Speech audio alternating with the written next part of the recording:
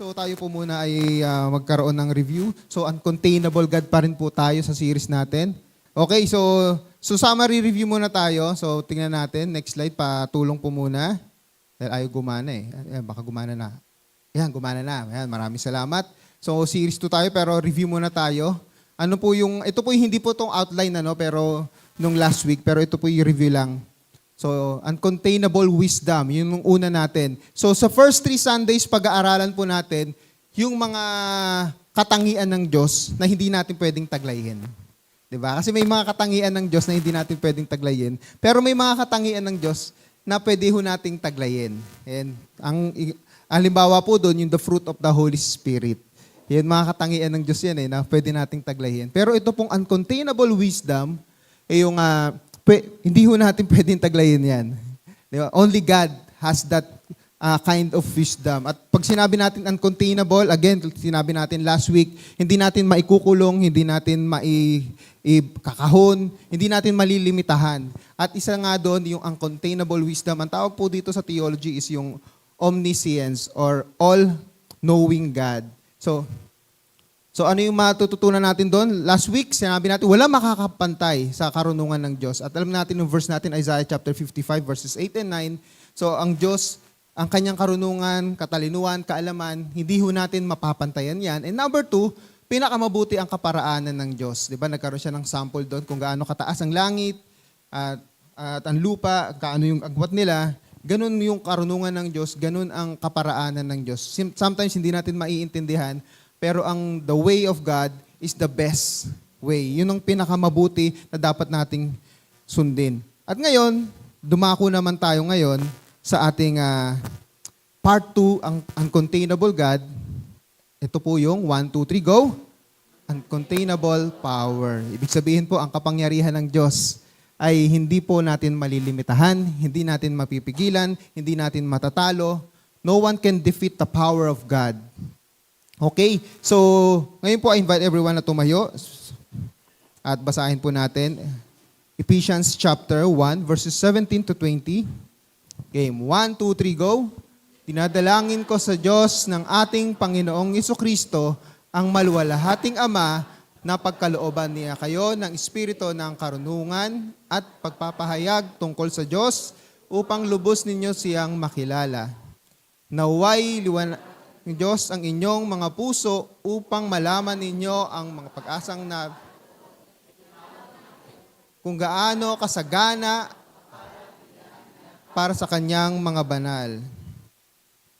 At kung ano ang di masukat niyang kapangyarihan na kumikilos sa atin na mga nananalig sa Kanya.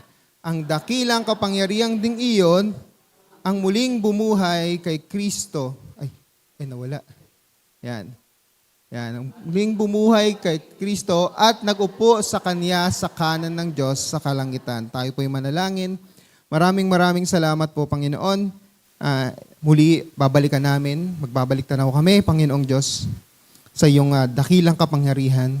Wala hong papantay sa iyong kapangyarihan. Alam na po namin ito, Panginoon.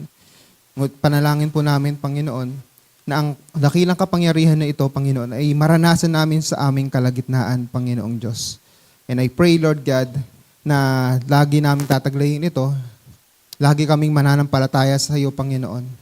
At ang dakilang kapangyarihan na ito, Panginoon, ay magdudulot ng kadakilaan sa iyong pangalan at pagpapala, hindi lamang po sa amin, kundi maging sa mga taong nakapaligid sa amin. Pagpalain niyo po kami sa pag-aaral ng iyong salita sa pangalan ni Jesus.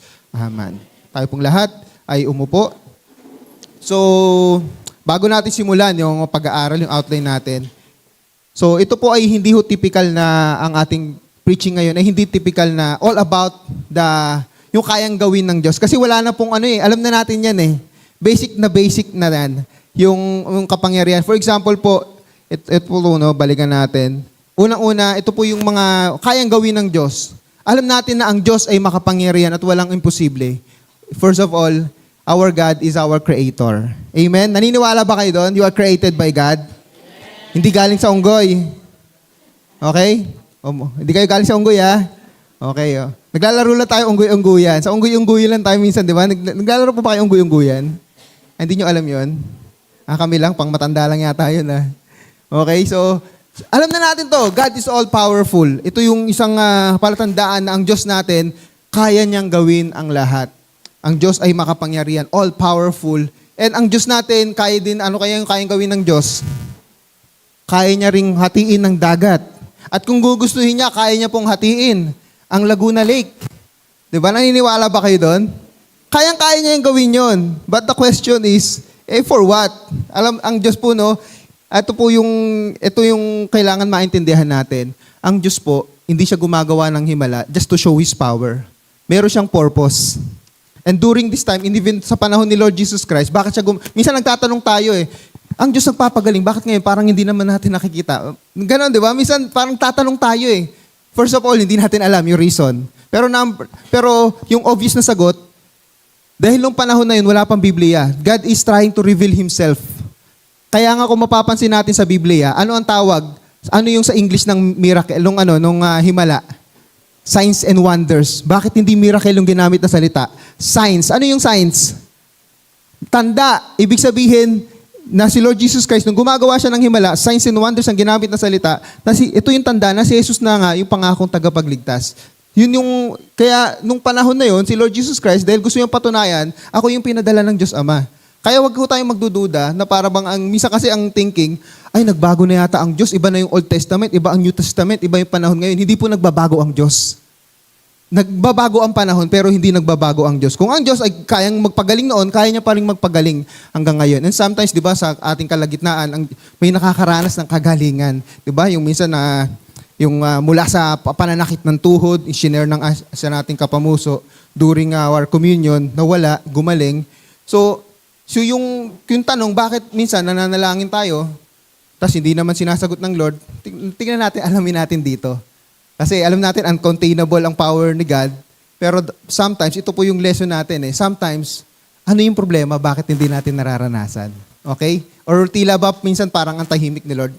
Pero tingnan muna natin, iba pang kayang gawin ng Diyos. Ang Diyos kaya niyang bumuhay ng patay. Maniniwala tayo dyan. Kahit hindi natin nasasakyan sa ating kalagitnaan, pero hindi na po natin kailangan pang questionin. At syempre, alam natin, ang Diyos natin, siya ay makapangyarihang Diyos, nadidinig niya ating panalangin, pinapakinggan niya yung ating mga panalangin, at tumutugon siya sa ating mga panalangin. At kung minsan, at marami ng preaching Marami, kahit sa prayer meeting natin, shinare na rin to ni Pastor Adel May mga pagkakataon talaga, minsan hindi pinapakinggan ni Lord yung ating panalangin. Bagamat kaya niyang gawin, sometimes because of our sin, sometimes because alam ni Lord yung the best para sa atin. Marami hong dahilan. At hindi ho natin pwedeng ikahon yung reasons and wisdom of God. Kung bakit minsan sinasagot, minsan hindi. Basta, ang stand po natin dito, katulad po ng mga kaibigan ni Daniel. Daniel and friends. Ano yung, nung sila po ay parang bibitayan na sila, di ba? Susunugin sila, iihawin sila. Di ba? Anong sabi? Ililigtas kami, naniniwala kami, ililigtas kami ng aming Diyos. Pero, kung hindi man kami ililigtas ng Diyos, hindi pa rin kami sasamba sa Diyos nyo. At ito po yung tinuturo sa atin ng Panginoon. We know that God is all-powerful. Lahat ng bagay ay kaya niyang gawin. Pero, kahit na hindi niya sagutin yung panalangin natin, mananatili ang katotohanan na ang Diyos ay Diyos na makapangyarihan, ang Diyos ay Diyos na nagpapagaling. Minsan nananalangin tayo, Lord, pagalingin mo ako, pero kahit hindi mo ako pagalingin, katulad ni Pablo, mananampalataya pa rin ako. Di ba si Pablo, sabi niya sa 1 Corinthians chapter 12, na nanalangin siya 3 beses, at yung panalangin ito, hindi to katulad ng panalangin natin, na after 2 minutes, 3 minutes, tapos na, itong pag sinabing panalangin nila Pablo, talagang umiiyak to. Pero ang sabi ni Pablo, kahit na hindi siya pinagaling ng Lord, meron pa rin siya tinatawag na thorn in the flesh.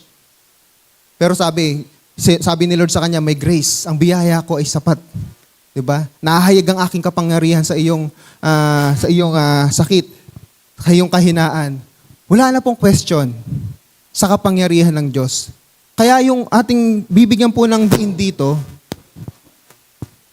ang kapangyarihan ng Diyos na mas nakikita dapat sa buhay natin. We're not talking about here yung mga signs and wonders. No? So tingnan natin yung mga practical na kapangyarihan ng Diyos na dapat nakikita po sa buhay natin. Dito po tayo magfo-focus at babalikan po natin yung ating binasa kanina sabi dito sa Ephesians chapter 1, idinadalangin ko sa Diyos ng ating Panginoong Jesucristo, ang maluwalhating Ama, na pagkalooban niya kayo ng espiritu ng karunungan. Yes, alam natin nung last week, naalala niyo yung last verse natin, 1 Corinthians chapter 2, we don't have the mind of God, sabi dun sa verse 16, but we have the mind of Christ. Kasi we have the Holy Spirit.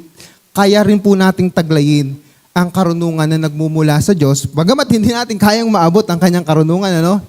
Pero kaya nating maunawaan yung mga kalooban ng Diyos, yung pamamaraan ng Diyos, ang karunungan ng Diyos, because we have the Holy Spirit. At pagpapahayag tungkol sa Diyos upang lubos ninyo siyang makilala. Diba? Yun naman ang purpose. Ang purpose bakit kumikilos ang Diyos, nire-reveal ng Diyos ang kanyang sarili. At ngayon po, kompleto na yung revelation eh. Kompleto na yung kapahayagan. Ano po yung kapahayagan ng Diyos? Unang-una po yung Biblia. Kaya pag tayo po ay hindi ho tayo nagbabasa ng Biblia, hindi ho natin lubos na nakikilala ang Diyos. Kasi sapagkat ang Biblia po ay ibinigay sa atin, yan po ang kapahayagan ng Diyos sa atin. 'Di ba? Yung mga nung unang panahon kasi wala kasing chat noon, wala pang text. Inabutan ko po yung walang cellphone. Paano nagpapahayag ng damdamin yung mga may crush? Sulat. Siguro si Pastor Adel, marami siguro itong natatanggap dati nung kabataan niya, no? Uso pa ba ngayon yun? Ngayon kasi chat-chat na lang, ano? Parang andali na lang, eh. May mga, yung mga torpe, pwede nang, may gusto akong i-reveal sa'yo. Crush kita, ganyan. May kanta pa nga nung panahon namin, CTG. Alam niyo ba yun? CTG kita. Okay. I-research nyo na lang yun. Yung mga panahon ko, alam nila yung kanta na yun. Okay, balik tayo dito. Yan, napaisip po sila. Matanda na kasi kami, kaya di natindihan. Okay, sabi dito, naway liwanagan ng Diyos ang inyong mga puso upang malaman ninyo ang pag-asa na para doon ay tinatawag niya kayo kung gaano kasagana ang pagpapalang inilaan niya para sa kanyang mga banal. Unang-una, meron pong pagpapala na gustong ibigay ang Diyos. At napakasaganang pagpapala ito. At itong pagpapala na ito, hindi lamang ito yung provision, hindi lamang ito kayamanan. Dapat nating maintindihan. Pag tayo masyadong materialistic, baka ito yung maintindihan lang natin, baka mag-focus tayo dito. Tandaan po natin, ang pagpapala ng Diyos, higit pa sa material. Okay? Pero kanino niya ibinibigay? Para sa mga banal. Basta pakitabi nga yung pakitabi nga yung katabi mo, sabi mo, Saint Jomer. Yan. Saint Jimboy. Meron ba dito Saint Gerald? May Timothy, Saint Timothy. Parang parang sa Diskaya. Alam niyo po, ito yung common mistake natin. Ito yung common common misconception natin. Pag sinabi nating santo, yung nakikita nating mga hindi gumagalaw dyan. Pero kung titignan natin ang definition ng Bible, sino ba yung mga santo? Sino ba yung mga saints? Holy. Ang the right term is tayo ay binanal ng Diyos. Ibig sabihin nilinis tayo. Tayo ay makasalanan. Pero tayo ay binanal ng Diyos. At hindi ho tayo nagtuturo dito ng false teaching. Malinaw na sinabi, para sa mga banal. Kung kayo, hindi nyo po ikiniklaim ito, baka hindi nyo pa tinatanggap si Lord Jesus Christ. Kasi ang kabanalan, mararanasan po natin yan. The ones that we put our faith in the Lord Jesus Christ, dapat po nating maintindihan to. Pag sinabi ng Lord, yung mga banal, sino mang mga nanampalataya kay Jesus, sino mang mga pinatawad ng ating mga kasalanan, ito po yung mga banal. Kaya pag tayo po ay nananatili tayo sa pamumuhay sa kasalanan, there's something wrong with us. Hindi natin isinasa pamuhay yung kalooban ng Lord sa buhay natin. Okay? From time to time, andun pa rin, bumabagsak pa rin tayo sa kasalanan. But we should remember our identity with God. Ano yung identity natin? Tayo anak ng Diyos, tayo kanyang pinatawad, tayo kanyang binanal. Okay? Kaya hindi ho natin kailangan pagbotohan na, magboto tayo. Ito yung canonization ba tawag doon? Ito, gawin nating saint ito. Kung ikaw po ay may relationship kay Lord Jesus Christ, kaya makikita natin yung mga term na banal or sa English saint, yung mga kausap dito, ni Pablo, mga buhay na tao nung panahon na yun eh. Diba? So sana po maintindihan natin yung lalim nito. Yung implikasyon nito sa buhay since tayo ay mga banal ng Diyos. Hindi dahil sobrang banal na tayo noong umpisa, kundi dahil binanal tayo ng Diyos. Yung implication nito, sana isabuhay natin, makita sa buhay natin. Okay? Tama ba yun? Sabi mo ulit ka. Sabi mo, okay, mamuhay na tayo ng banal, saint okay. Saint ano? Sa banggitin mo, Saint? Yan, okay. Kinakabahan ba kayo? Kinikilabutan kayo? Alright. So ngayon, tingnan natin yung mga bagay na matututunan natin dito tungkol sa uncontainable power of God. Again, malinaw na po sa atin, wala pong makakatalo sa kapangyarihan ng Diyos, wala hong makakapigil sa kapangyarihan ng Diyos, walang makakapaglimita sa kapangyarihan ng Diyos. Pero tingnan natin ito sa lente ng Ephesians chapter 1. Kasi nung pinag-iisipan ko po ito, Lord, ang dami-dami namang ano ba yung verses na pipiliin ko? All throughout Genesis hanggang Revelation, makikita mo yung kapangyarihan ng Diyos, paano ako mamimili? At tingnan natin yung pinaka-practical na pamamaraan na mararanasan natin yung kapangyarihan ng Diyos. Kasi minsan ang misconception natin, when we talk about the power of God, nakikita lang natin yung mga signs and wonders, yung mga abnormal things, yung beyond normal na, yun ang nakikita natin eh. At nakakalimutan natin yung pinakamahalaga, yung practical na kapangyarihan ng Diyos na dapat dumadaloy sa atin. Nakikita natin. So tingnan na muna natin. Bago natin puntahan yon, dito muna tayo sa outline number 1 natin. Ang katotohanan po, no? Yan. Ito, babasahin ko muna yung... At kung ano ang di masukat niyang kapangyarihan, uncontainable power of God, immeasurable, na kumikilos sa atin ng mga nananalig sa Kanya. At sabi pa dito, ang dakilang kapangyarihang iyon ang muling bumuhay kay Kristo at nag-upo sa Kanya sa kanan ng Diyos sa kalangitan. So kung makikita natin, yung kapangyarihan na ito ng Diyos, ito yung bumuhay kay Lord Jesus Christ mula sa Kanyang kamatayan. Tapos ang sabi doon, kumikilos sa atin. Ang isang bagay po na matututunan natin dito. 1, 2, 3, go. Meron tayo, taglay natin. Kumikilos po ang kapangyarihan ng Diyos sa buhay natin. Tanungin natin yung sarili natin. Nagmamanifest ba sa atin ang kapangyarihan ng Diyos sa buhay natin?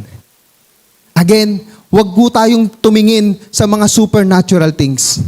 Ito po yung common mistake natin. Gusto nating hanapan si Lord na, Lord, kumilos ka ng ano. Lord, makakita ako ng vision. Makapagsalita ako ng tongues. Pero kinakalimutan natin yung kapangyarihan ng Diyos na mas mahalaga yung nagmamanifest sa buhay natin. And later on, makikita natin 3 bagay yun mamaya. So tingnan muna natin dito, no? Kumikilos ang uncontainable power of God sa atin. A, 1, 2, 3, go. Yes, nananahan po ang uncontainable God sa atin. Just imagine that, no? Yung uncontainable God, na merong uncontainable power, hindi mo siya malilimitahan, pero how come na nagkasya sa atin? 'Di ba? Ito yung bagay na hindi na rin natin maiintindihan eh. Napakalaki, napakadakila ng Diyos na sakop niya ang buong mundo, sakop niya ang buong universe,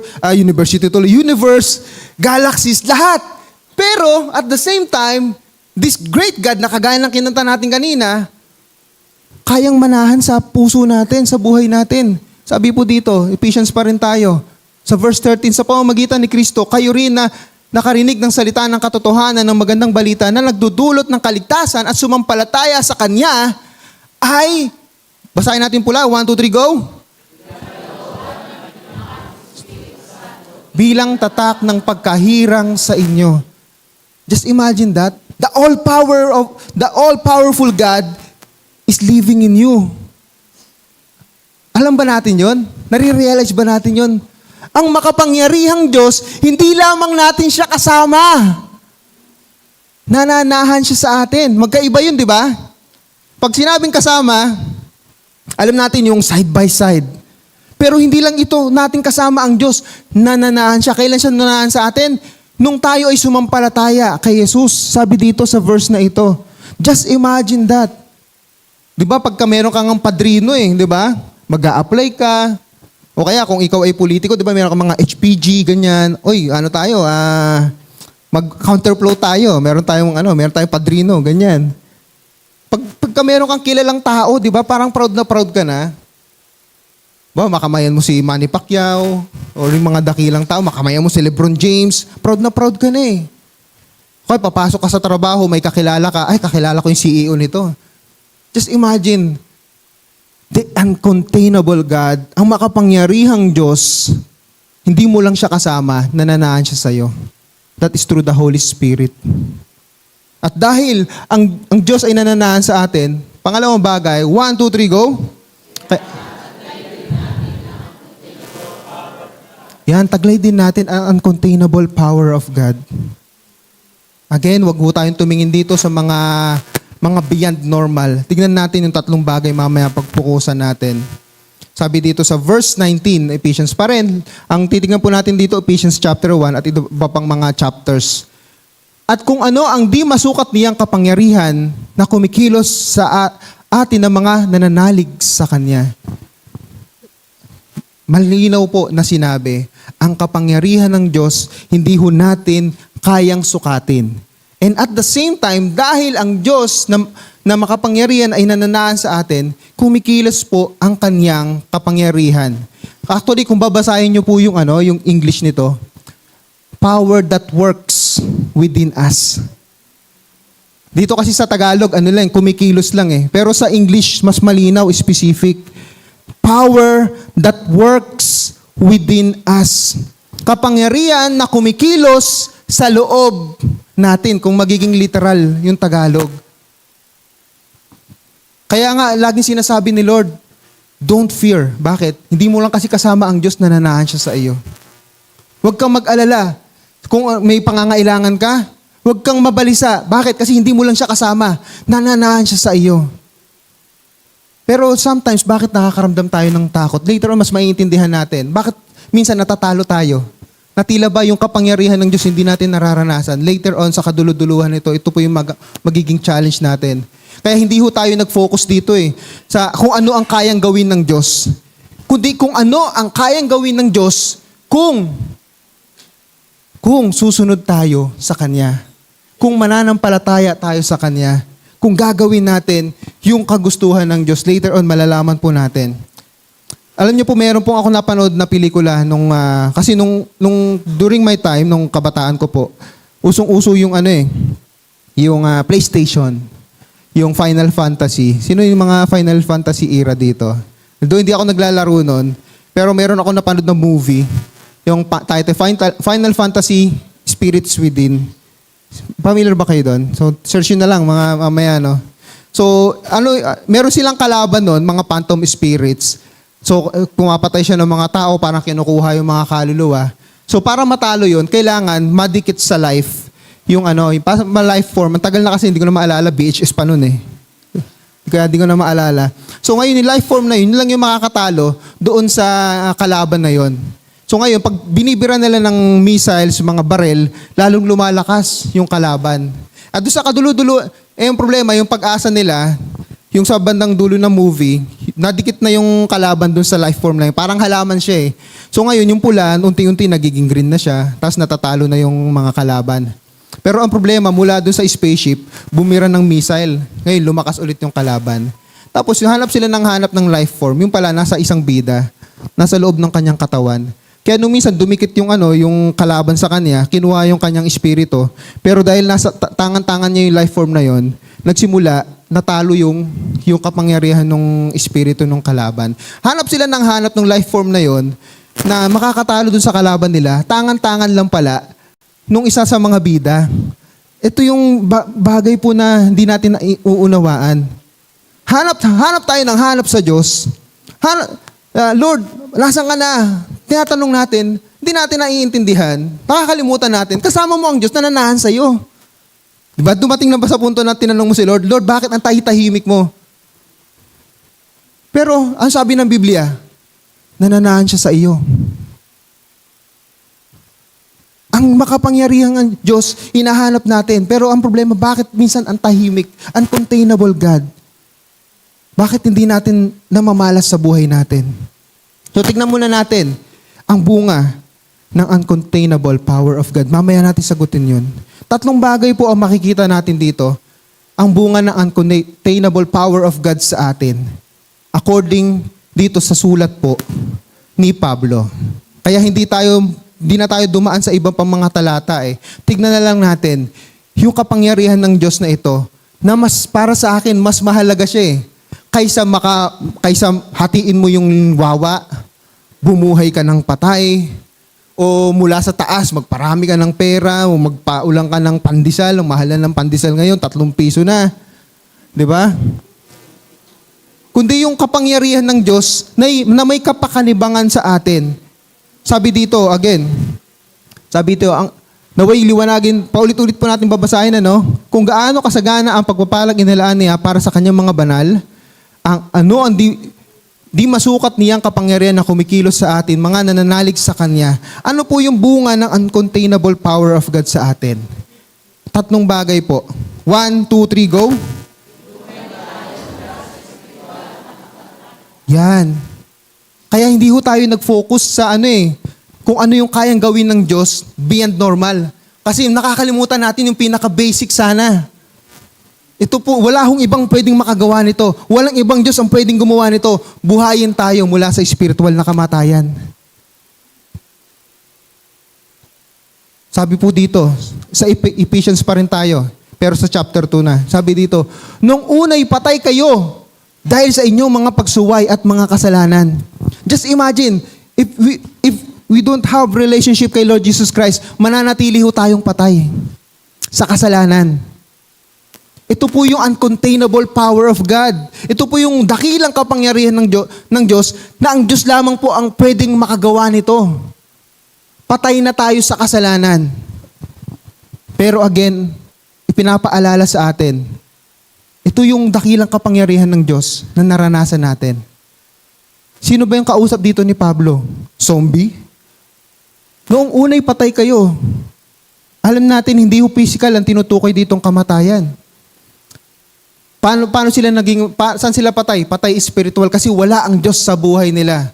Bakit sila patay? Sa kasalanan, dahil sa pagsuway at sa kasalanan. Sabi ho dito, sa mga susunod na talata pa, bibilisan ko na lamang po, yan, nanatili tayo sa masamang takbo ng mundong ito, nagpailalim tayo sa pinuno ng kapangyarihan, sa himpapawid, and then, ayun po yung mga talata, bibilisan ko na lamang po, sana po basahin natin sa bahay, For the sake of time, bibilisan natin, fast forward tayo, pero sabi dito sa verse 4, subalit napakasagana ng habag ng Diyos at napakadakila ng pag-ibig niya sa atin, tayo'y binuhay niyang kasama ni Kristo. Minsan masyado tayo nakafocus na ang Diyos kaya niyang bumuhay ng patay physically, katulad ng pagbuhay niya kay Lazarus, kay sa Old Testament, yung anak nung balo, di ba, yung mag-asawa, na baog, tapos namatay, pero binuhay. I think si Elisha yata yun.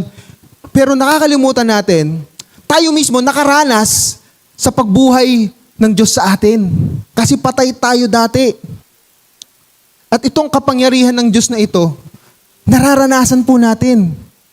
Pero minsan nakakaligtaan natin. Masyado tayong tumitingin sa masyadong yung mga great things, beyond normal things. Pero ito, beyond normal din naman siya pero nakakaligtaan natin. Tanging ang Diyos lamang po natin ang may kakayahan na gumawa nito. Paano po natin naranasan yan? Dahil sa ating pakikipag-isa kay Kristo Jesus. Meron pong story dito sa Matthew chapter 19. Nagtanong yung mayaman, di ba? Ano ang kailangan kong gawin upang makamtan ko ang buhay na walang hanggan? Sabi ni Jesus Christ, gawin mo ito. Di ba? Nagsabi siya ng 10 Commandments Tapos sabi nung mayaman, nagawa ko na po lahat ng yan. Anong sagot ni Lord Jesus Christ? Naalala nyo? Ibenta mo yung ari-arian mo. Tapos anong nangyari sa binatang mayaman? Nalungkot siya kasi napakayaman niya. Tapos nagtanong yung kanyang mga apostol, ang sagot ni Jesus Christ dun sa tanong, napakahirap sa isang mayaman na pumasok sa kaharian ng Diyos. Mas madali pa na makapasok sa butas ng karayom. Yung kamelyo. Hindi po literal ito, kundi yung sitwasyon po. Pero ang tanong dito doon, may nagtanong sunod, sino po maliligtas? Kahit lubang nagtaka ang mga alagad sa kanilang narinig, kahit nagtanong sila, kung gayon, sino po ang maliligtas? Ang sabi ni Lord Jesus Christ, 1, 2, 3, go. Hindi ito magagawa ng tao, ngunit magagawa ng Diyos ang lahat ng bagay. Anong context? Kaligtasan. Pagpasok sa kaharian ng Diyos. Wala hong ibang Diyos na pwedeng bumuhay ng patay. At walang ibang Diyos na pwedeng bumuhay sa dating spiritual na patay. At tayo po ito. Dahil nananahan po si Kristo sa atin, ang banal na Espiritu, ang kapangyarihan, the uncontainable power of God, nananahan po sa atin. Tayo dating patay, ngunit ngayon po ay buhay kay Kristo. Sana po isabuhay natin yung kapangyarihang ito na nasa atin. Hindi man natin siya nakikita, pero nararanasan natin. Yun po yung pinakamahalaga dito eh. Yung hindi mo lamang po nakikita yung himala ng Diyos, kundi nararanasan mo. At araw-araw po nararanasan natin to, but we take it for granted. The uncontainable power of God na tayo dating patay, ngayon po ay buhay. Nararanasan natin yan araw-araw. Number 2, ito. Maaring, again, nagfo-focus tayo sa mga hindi supernatural na bagay pero napakahalaga na dumaloy ang kapangyarihan ng Diyos. Basahin natin. 1, 2, 3, go! Tayo po ay pinag-iisa ng kanyang espiritu. Pagkakaisa. Yes. Ito po yung bunga ng uncontainable power of God. Sana po makita sa atin. Babasahin ko po yung talata. Ephesians chapter 3 naman.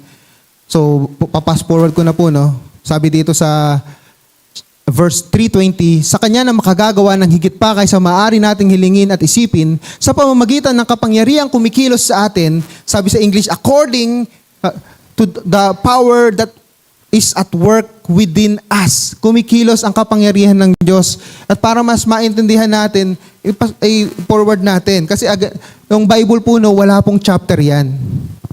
Wala pong chapter yan, magkakarugtong po yan. Para mas maintindihan natin, nasan dito yung pagkakaisa dito na kailangan po dumaloy sa atin. Yan. Sabi po dito, kayo'y maging mapagkumbaba, mahinahon at mataga, magparaya kayo dahil sa inyong pagmamahal sa isa't isa. And then sabi sa verse 3, mapanatili ang pagkakaisa. Yan, sikapin ninyong mapanatili ang pagkakaisa mula sa Espiritu. Ito po yung isang kapangyarihan ng Diyos na sana po maranasan natin. Sabi pa po dito, may isang katawan at isang espiritu. Kung paanong may isang pag-asa na para doon kayo tinawag ng Diyos, may iisang Panginoon, iisang pananampalataya at iisang bautismo. Iisang Diyos at Ama nating lahat, siya ay higit sa lahat, kumikilos sa lahat, at nananatili sa lahat. Ang tanong po, sasagutin na natin, isa sa mga tanong natin, bakit tila ba minsan hindi natin nararanasan or yung kapangyarihan ng Diyos, yung full power of God? Ito po yung sagot, division. Pag ang church po divided, will you expect God to move powerfully sa kaligitnaan natin? Kung nanatili po tayo na hindi nagpapatawad, do you expect God na kumilos ng makapangyarihan? Kaya sinasabi ko po sa inyo, hindi tayo dito nagfo-focus sa kung ano ang kayang gawin ng Diyos. Kundi, ano yung pumipigil sa Diyos para kumilos siya sa atin. Malinaw nananahan ng Diyos sa atin. Malinaw yung uncontainable power of God, taglay-taglay din natin dahil nananahan ng Diyos sa atin. Ang tanong, bakit hindi siya kumikilos katulad nung unang panahon? We have the Holy Spirit, but if we are divided, what do you expect? Tanungin natin yung sarili natin. Kamusta ba tayo bilang kampamuso? Are we united or are we divided? Don't expect God to move powerfully, to use us powerfully, kung mananatili ho tayong hindi nagpapatawad. Malinaw naman sinabi ni Lord eh. Kung may sama ka ng loob, lumapit ka muna doon, magpatawad ka para pakinggan ng Diyos ang panalangin mo. Division. Division. We have one Spirit. We have one Holy Spirit dwelling in us. Hindi na po tanong kung ano ang kayang gawin ng Diyos. Ang tanong, bakit po pumipigil ang Diyos? Bakit hindi siya kumikilos, nakakakilos ng malaya sa atin? Tanungin natin yung sarili natin. Pag-isipan natin, nakikiisa ba tayo? Kanina binasa natin yung vision and mission ng church. Kaisa ba tayo dito sa vision natin? Na hindi lamang church, kumbaga, gawin nating personal. di ba? I am a Christ-centered, soul-winning, disciple-making Christian. Kaisa ba tayo dito? Kaisa rin ba tayo dito? To follow the shepherd? And to shepherd his flock? Ito po yung bunga ng uncontainable power of God na sana po nakikita sa atin. Yung pagkakaisa ng Espiritu. Alright? And number 3, mahalagang bagay din po ito na kailangan natin na kapangyarihan ng Diyos. Bunga ng containable power of God sa atin. 1, 2, 3, go! Tatagumpay tayo laban sa kapangyarihan ng diablo. We have enemies. Balikan natin nung kanina sa point number 2, yung division. Alam nyo, that's the power of the devil. The works of the devil yon sa atin. And pag tayo na nanatiling divided, we are allowing the devil to win. And we are limiting the unlimited God. Uncontainable God, pero kaya nating limitahan. Later on, makikita pa natin sa dulo. So para maintindihan natin ito, na pinagtatagumpay tayo sa kapangyarihan ng diablo, labas muna tayo, sa Acts muna tayo.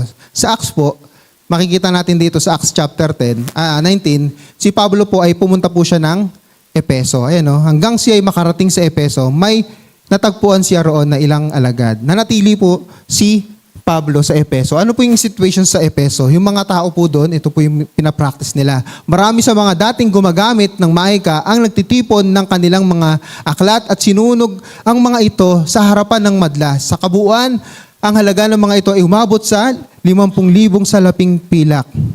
Grabe, isang salaping pilak po, ang katumbas niyan ay isang araw na sweldo. I-compute nyo na lang, kung sabihin na natin minimum ay 700 times 5,000 pesos. Ang laki po ng presyo. Pero bakit po natin to binasa? Para maintindihan natin yung background. Bakit po sinabi ito ni Pablo sa Ephesians chapter 6? Kasi yun pala yung buhay ng mga dating yung mga Kristiyano doon na kumilala kay Jesus. Ang dati nilang buhay, nagpa-practice sila ng itim na mahika. Diba yung mga nangkukulam sila? Totoo po yun, meron po talaga yun. Sinabi po sa Biblia yan. And po ay kapangyarihan ng diablo. Kaya sinabi ni Pablo rito, ito po yung kapangyarihan ng Diyos dapat po na mas maranasan natin. Para sa akin, mas mahalaga ito kaysa makapaghati ka ng dagat We have power over the devil. In Jesus' name. Kaya natin talunin ang kapangyarihan ng diablo. Para sa akin, ito yung mahalaga. Kasi, pagka tayo po aktibo sa evangelism, makakatapat po talaga tayo Sa aming mong karanasan, when you're active sa evangelism, makakatapat ka ng may taglay ng kapangyarihan ng diablo. Kaya ito para sa akin, yung direksyon ng Diyos, na hindi lang tayo tumingin sa kaya niyang gawin, kundi yung kapangyarihan na mas nararanasan natin. Yung tayo binuhay ni Kristo, tayo pinag-iisa ni Kristo, at ito, binibigyan tayo ng kapangyarihan laban sa kapangyarihan ng diablo. Sabi dito sa Ephesians chapter 6 verse 10, bilang pagwawakas, magpakatibay kayo sa kalakasan galing sa Panginoon, sa kanyang dakilang kapangyarihan. Ano po itong context nito? Yung armor of God. Kaya nga sabi dito, isuot ninyo ang buong kasuotang pandigma na kaloob ng Diyos upang mapaglabanan ninyo ang pakana ng diablo. Sapagkat hindi tayo nakikipaglaban sa mga tao, kundi sa mga pinuno, sa mga may kapangyarihan, sa mga tagapamahala ng kadilimang umiiral sa sanlibutan ito, sa mga hukbong espiritual ng kasamaan sa himpapawid. At ito po yung nakakalungkot minsan within the church. Minsan tinuturing natin kaaway yung kapwa natin. But in reality, hindi natin sila kaaway. Ang kaaway natin, yung hindi natin nakikita. Just imagine, kung bubuksan po ng Panginoon yung mata natin, ang dami pong mga masasamang espiritu sa paligid natin I'm not talking about the bad influence sa paligid natin. I'm talking about the spiritual power na tinutukoy dito ni Pablo. Kaya minsan minsan 'di ba yung merong yung merong mag-uudyok sa'yo gumawa ng masama, tapos may mag-uudyok sa'yo gumawa ng mabuti naman. 'Di ba nagbabattle yung mind mo? Kung bubuksan ng Panginoon yung paningin natin, makikita natin na punong-puno po ng masasamang espiritu. Kaya ang mundo natin ay pasama po ng pasama. ang kalungkutan, minsan natatalo tayo ng kapangyarihan, influence ng dyablo sa buhay natin. Kaya sinabi dito, kaya ako naniniwala ako, itong uncontainable power of God na ito yung magandang panggamit natin. Labanan natin ang kapangyarihan ng dyablo. I'm not saying na pumunta ka sa mga haunted house. Mali po yun. Yun ang natutunan ko kay Pastor Joy. Huwag mong hanapin. Dati kasi naghahanap ako. Nung panahon po kasi namin, ang dami lagi eh. Pupunta kami ng GFA, meron kaming kinakas out doon, pupunta kami ng sa San Vicente. Sabi ko, yes, meron na naman. Ma-excited ako noon eh. Pero sabi nga ni Pastor Joe, huwag mo hanapin. Diba? Pero pag along the way, kapag ka nagbi-minister ka, dumarating talaga eh. Huwag mo na hanapin. Pero again, sabi dito sa verse 13, kaya't gamitin ninyo ang kasuotang pandigma na mula sa Diyos. Gayon makakatagal kayo sa pakikipaglaban pagdating ng araw na sumalakay ang masama. Upang pagkatapos ng labanan ay matatag pa rin kayong nakatayo. Ang Diyos natin ay makapangyarihan po. Lahat ng bagay ay kaya niya pong gawin. Ngayon, again, yung paulit-ulit na tanong natin kanina, kung ang Diyos po natin ay makapangyarihan, bakit tila hindi natin nakikita? O sometimes, tila ba? Tila, mahalaga yung salitang yun, Kasi ang kapangyarihan po ng Diyos, kumikilos po siya sa paraan na hindi natin nakikita eh. Minsan akalang lang natin tahimik ang Diyos, pero behind the scene, kumikilos po siya. Pero sa ating kalagitnaan, bakit tila ba hindi natin nakikita yung kapangyarihang ito? Sa libro po ito ni Richard Blackaby, Unlimiting God. Ito po yun, nakatapos ko na po ito. Kung gusto yung basahin, maganda po siya basahin. Sa introduction po dyan, ito po yung title ng introduction. The problem is never with God. Tapos sa loob po niyan, mahaba yan, pero dinigyan ko ng highlight dyan, yung mahalagang punto. Basahin natin yung nasa ilalim, yung kulay dilaw. 1, 2, 3, go! Unlimited God, uncontainable God, pero kaya para natin limitahan. Ang point po dito, hindi ho natin kayang talunin ng Diyos, ang kapangyarihan ng Diyos. Hindi ho natin kayang tapatan.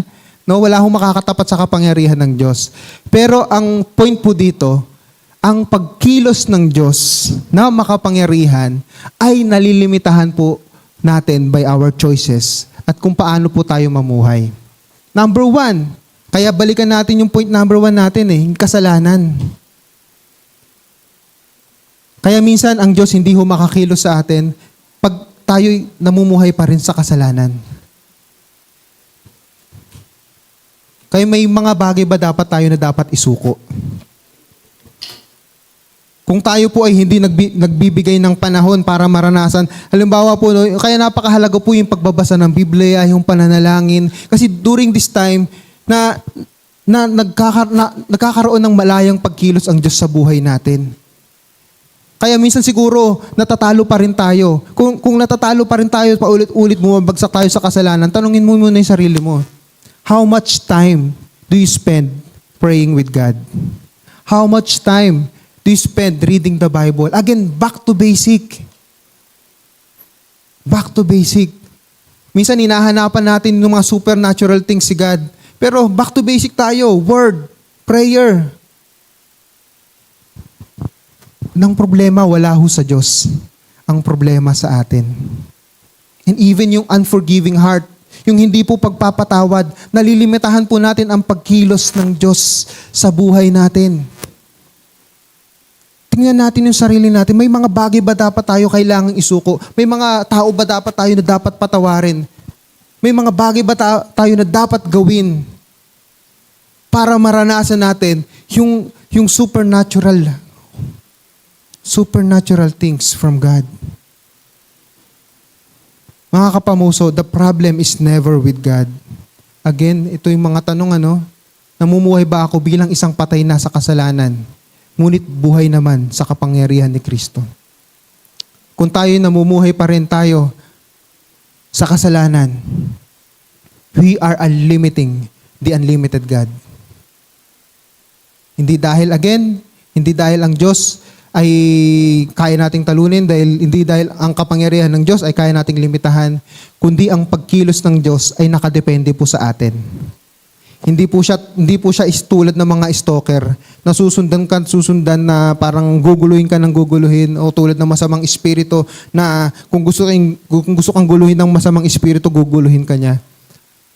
Ang gusto pong i-develop ng Diyos sa buhay natin, relationship. Sinasabi ni God sa atin, anak, kamusta ka na?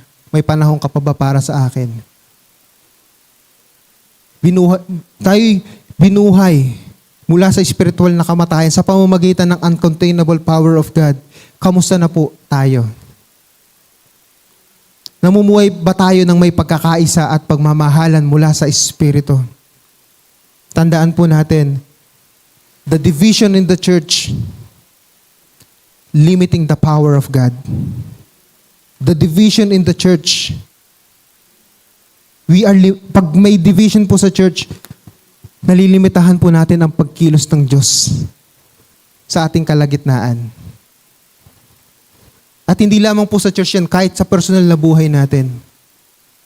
Baka minsan kaya ho limitado ang Diyos sa kumilos sa buhay natin. Baka punong-puno pa rin tayo ng galit. Punong-puno pa rin tayo ng hindi pagpapatawad. And number 3, napagtatagumpayan ba natin ang mga gawa at kapangyarihan ng dyablo sa ating buhay? Mga kapamuso, malinaw po na sinabi, sa Kanya na makagagawa ng higit pa kaysa maaari nating hilingin at isipin sa pamamagitan ng Kanyang kapangyarihang kumikilos sa atin. Now to Him who's able to do far more abundantly beyond all that we ask or think, according to His power that works within us. Ano yung karugtong niyan? Kung babasahin niyo po yung karugtong, sabi dito, to Him be the glory, both now and to the day of eternity. Amen. Ang kapangyarihan ng Diyos ay dapat po nagdudulot ng kaluwalhatian sa Kanya. Kadakilaan para sa Diyos. Dapat po napaparangalan ang pangalan ng Diyos. Ito po yung sinasabi natin. Ang Diyos po hindi lamang siya gumagawa ng himala para lamang ipakita yung kapangyarihan niya. Mayroon po siyang purpose. Paano? To glorify His name.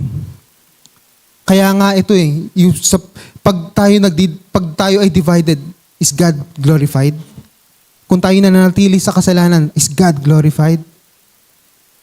Kung tayo laging natatalo sa impluwensya ng dyablo, is God glorified? Ang Diyos po ay unlimited. Unlimited God, unlimited power. But we are limiting the power of God. Pwede po nating limitahan. Pero sa kaduluduluhan pa rin ito, kagaya ng sinabi dito sa Ephesians chapter 3 verse 20, again sa verse 21, ang Diyos po dapat ay maparangalan. Kaya po, I invite everyone tumayo. At awitin po natin yung awitin na kinumpos po ni Pastor Joe long time ago. Lord, I praise you. Dahil ang Diyos po natin ay uncontainable God, purihin po natin ang Panginoon. Tayo po muna ay manalangin, At sana po ninanamnam po natin yung mga katanungan. Kaya nga po, when I ask God, Lord, ano ba yung verse na pwedeng i-share? Ang daming-daming mga stories na nagpapakita na talagang makapangyarihan ka, Panginoon. Pero ito yung kapangyarihan ng Diyos na dapat po nakikita po sa buhay natin. Nararanasan natin sa ating kalagitnaan. Let's pray. Lord, O Diyos na makapangyarihan, naniniwala po kami that truly you are all-powerful God. You are our Creator. Nothing is impossible to you, Panginoon. Nothing is too difficult for you, Panginoon.